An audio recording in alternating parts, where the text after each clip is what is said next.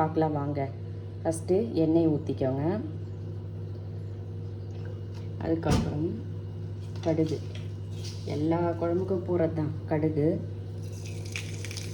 அது டப்புன்னு பொரியுது பாருங்க. அடுத்து இங்கே பாருங்க பூண்டு வெங்காயம். இப்போ வெங்காயம் போடுறேன்.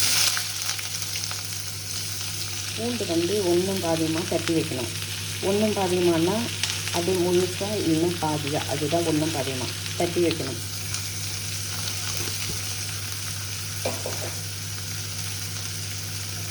அதுக்கப்புறம் தக்காளி. ஏன் தக்காளி நிறைய போடுறேன்னா இப்போ அதனால் சீசனில், அதனால் வந்து தக்காளி நிறைய போடுறேன்.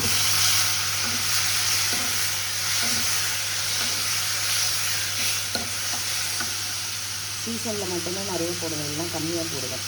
இன்னும் தக்காளி எல்லாம் போட மாட்டேன். இன்றைக்கி மாங்காய், முருங்கைக்காய், கத்திரிக்காய் காரக்குழம்பு. இதை பாருங்கள், முருங்கைக்காய் பொடியாக குட்டி குட்டியாக திட்டமாக கட் பண்ணி ஒரே ஒரு முருங்கைக்காய்.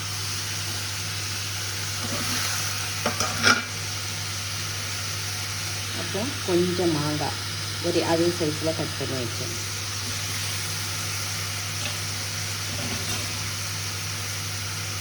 அதுக்கப்புறம் கத்திரிக்காய் இதையும் பொடியாக கட் பண்ணி வச்சேன்.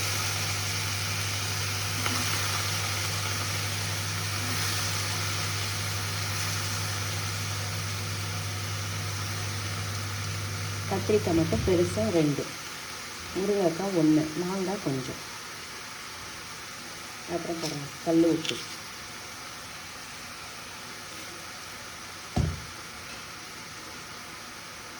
கருவேப்பிலை சூப்பராக இப்போ தான் செடியில் பறிச்சிட்டு வரலாம்.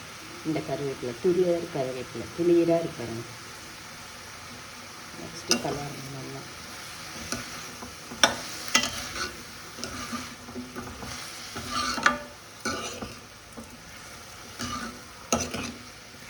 நல்லா வதக்குங்க. ஏன்னா வதக்க தான் அந்த கத்திரிக்காய் வந்து அப்படியே வந்து ஒரு பக்குவத்துக்கு வரும். கத்திரிக்காய், முருங்கைக்காய், மாங்காய் எல்லாம் 3 ஒன்றா சேர்ந்து ஒரு இதுக்கு வரும். அதனால் நல்லா வந்து கிளறி விடுங்க, நல்லா வதக்கணும். வெங்காயம் போட்டவொடனே நல்லா வதக்கணும்.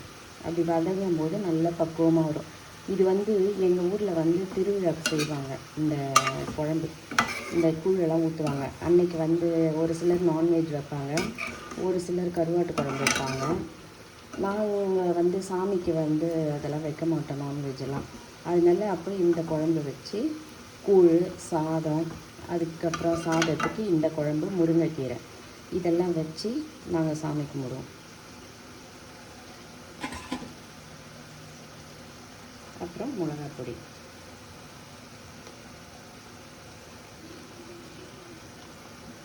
பொடி, உங்களுக்கு எவ்வளோ காரம் வேணுமோ அவ்வளோ போட்டுக்கோங்க. நல்லா கலக்கிட்டே இருங்க. நல்லா வதங்கணும். வதங்கிட்டோன்னா நல்லா கொஞ்சம் தண்ணி விட்டு மூடி வச்சிடணும். நல்லா அது எண்ணெய் திரண்டு வரும்போது நம்ம வந்து எடுக்கணும். இது பாருங்கள் எவ்வளோ வதங்கிச்சிடும். கொஞ்சமாக வச்சுக்கணும். முன்னே நிறைய இருந்தது, இப்போ கொஞ்சமாக ஆயிடுச்சு.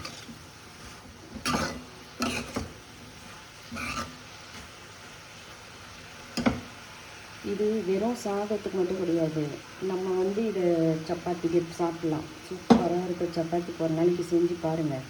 புளி ஊற்றியும் செய்யலாம். ஆனால் வந்து எனக்கு கொஞ்சமாக போதும், அதனால் புளி ஊற்றலை. தக்காளி நிறைய இருந்ததால் புளி ஊற்றலை.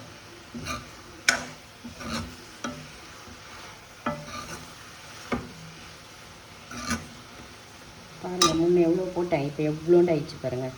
எல்லாம் நல்லா வதங்கி போச்சு. இப்போ கொஞ்சமாக தண்ணி விடுங்க.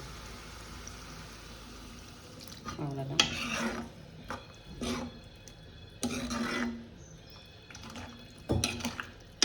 இது வதங்கிச்சுன்னா இன்னும் கொஞ்சம் கம்மியாகிடும் குழம்பு. போதும். எந்த காய் இருந்தாலும் ஒரு 10 மினிட்ஸ் நல்ல சூட்டில் 10 மினிட்ஸ் அப்புறம் மூடி வச்சுருங்க. அவ்வளோதான்.